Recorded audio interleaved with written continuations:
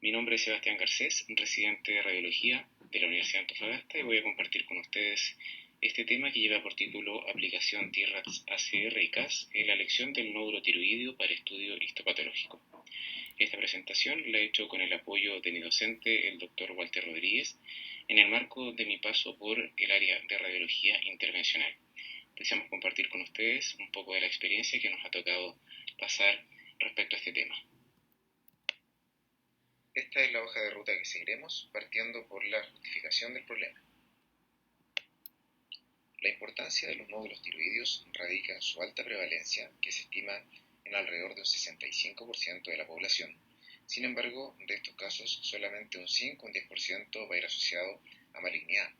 Y estos casos malignos no necesariamente van a ir asociados a una peor sobrevida.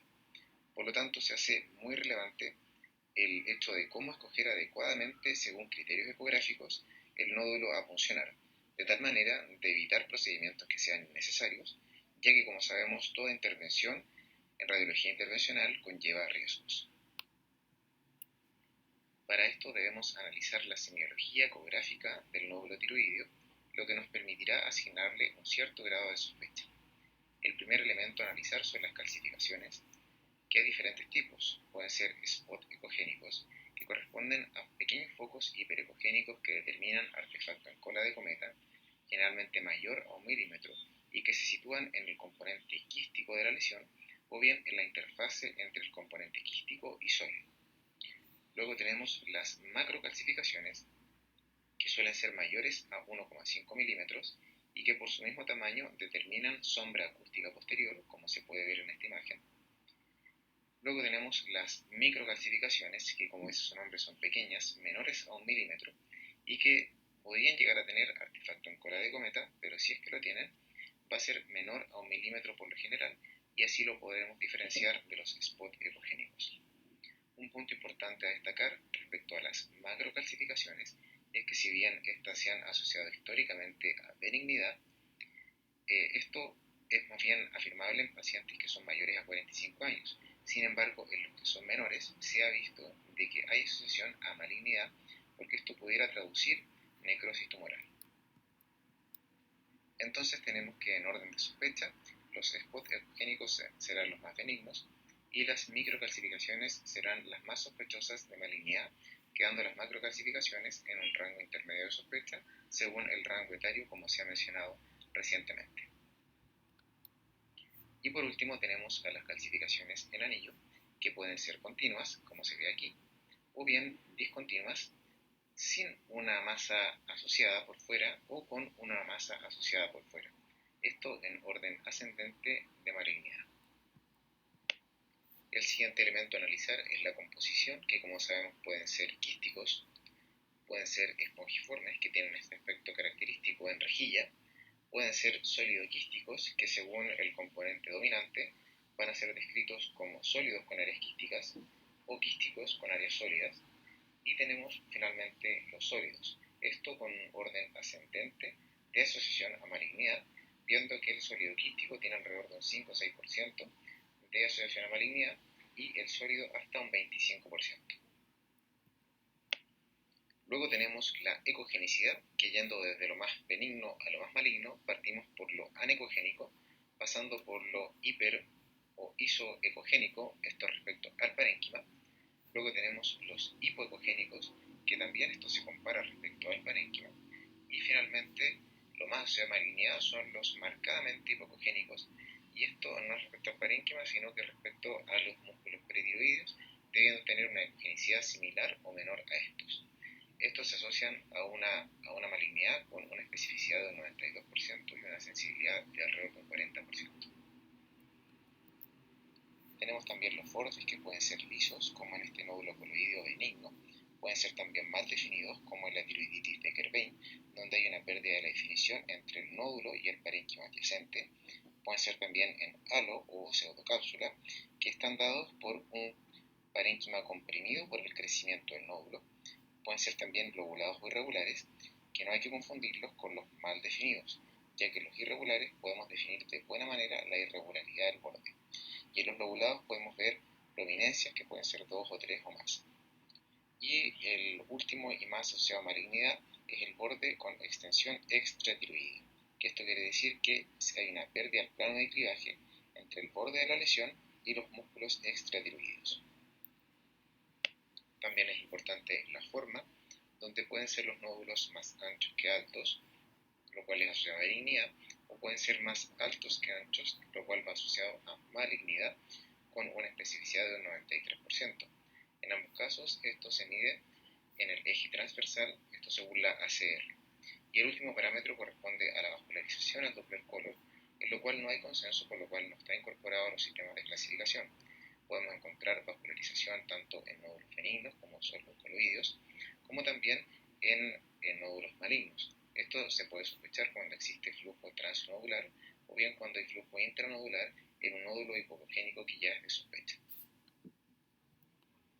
El primero de los dos sistemas de clasificación a analizar corresponde al ACR-TRACS del 2017 del American College of Radiology, que fue desarrollado con el fin de poder estratificar el riesgo del nódulo y así reducir finalmente el número de biopsias innecesarias.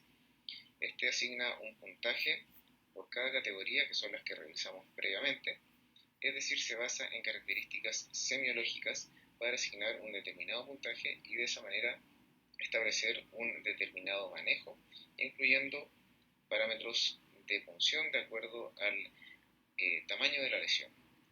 Dentro de las ventajas a mencionar es que es fácil de aprender y de fácil aplicabilidad. Incluso existen calculadoras en la web para asignar el puntaje al determinado nódulo. Tiene el respaldo de la ACR, por lo tanto tiene una mayor difusión.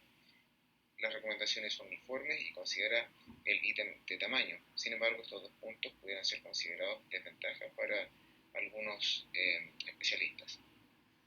Dentro de esto que son las desventajas, mencionar que no están incluidos los nódulos encapsulados, ni tampoco considera elementos adicionales como lo son el historial clínico o las patologías crónicas del paciente, entre otros, lo cual lo convertiría de cierta manera en una clasificación poco flexible. Y el segundo sistema de clasificación a revisar corresponde al TIRADS chileno, que es el de la clínica alemana, desarrollado por la doctora Horvath en el año 2009, en el cual, en base a una correlación anatomopatológica, se desarrollaron un sistema de patrones morfológicos que corresponden a 10 y que también tenía como fin último el reducir las funciones inútiles. Se asignó un puntaje TIRADS del 1 al 6, siendo un análogo de lo que era el PIRADS de mama en ese momento del ACR, siendo la categoría 1 de hallazgos normales y la 6 de cánceres ya confirmados histológicamente. Este sistema, a diferencia del anterior, sí considera factores adicionales que pueden modificar el riesgo. Dentro de sus ventajas es que está incluida toda la patología tiroidea, incluyendo la tiroiditis Hashimoto, la tiroiditis Kerbein, y que no está supeditada a tamaños como un parámetro para realizar necesariamente una biopsia. Y dentro de las desventajas es que tiene poca difusión internacionalmente y requiere un mayor tiempo de aprendizaje para poder internalizar lo que son 10 patrones diferentes, por lo cual esto se utiliza en centros que son más especializados, lo cual podría convertirse desde una desventaja a una ventaja, permitiendo un acercamiento más específico a un nódulo en particular. Entonces, dentro de los patrones benignos, tenemos el nódulo coloideo tipo 1 y el coloideo tipo 2, que corresponden al quiste coloideo y al nódulo espongiforme respectivamente, ambos correspondientes a TIRAC2 y sin riesgo de malignidad. Luego están los probablemente benignos, donde tenemos el coloideo tipo 3, que corresponde a un nódulo que es mixto, en el grado variable de sólido quístico, que puede alcanzar gran tamaño, puede abultar la cápsula tiroidea, pero no presenta una cápsula propia. Puede tener spots ecogénicos, incluso macrocalcificaciones, pero es benigno, un riesgo muy bajo, menor al 2%. Luego tenemos el nódulo de Hashimoto, que corresponde a un TIRADS2, ya que son estos cambios morfológicos que ocurren en una tiroiditis Hashimoto de imágenes pseudonodulares y no nódulos propiamente tal. Luego tenemos los patrones indeterminados o sospechosos, que acá tenemos tres: el de Kerbein, el neoplásico simple y el neoplásico sospechoso.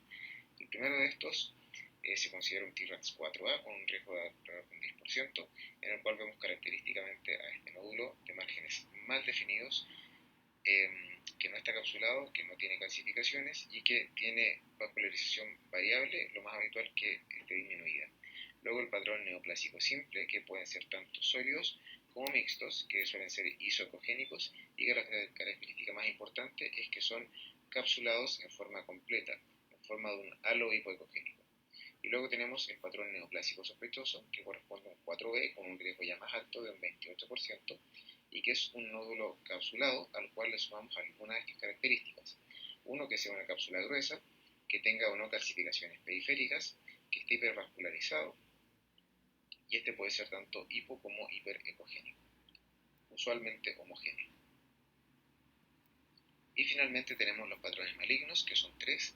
El tipo A, que se considera TRAPS 4B con un riesgo de alrededor del 70%, que es el clásico nódulo tiroideo maligno o sospechoso del ACR TRAPS, que corresponde a este nódulo que es sólido, que es hipoecogénico, de márgenes que son irregulares o lobulados, y que puede tener o no microcalcificaciones. En caso que no las tenga, el riesgo es de alrededor del 60%, pero si tiene las microcalcificaciones sube a un 77%.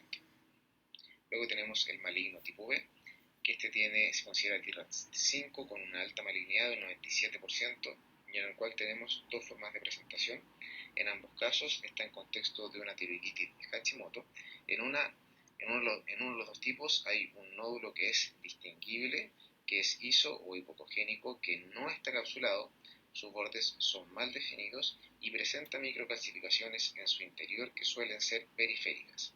Mientras que en la otra variante, que es la samomatosa, no hay un nódulo distinguible, sino que están estas múltiples microcalcificaciones agrupadas en una zona. Y el tipo C usualmente es mixto, quístico con área sólida, que no tiene cápsula, y en el componente sólido hay vascularización, puede tener no calcificaciones, pero no tiene spot ecogénicos, lo cual lo diferencia del nódulo coloidal. Con esto finalizamos la primera parte de esta presentación, dejando para el segundo video lo que concierne a la aplicación de lo que hemos revisado en casos clínicos y lineamientos generales para el radiólogo y para el radiólogo intervencional.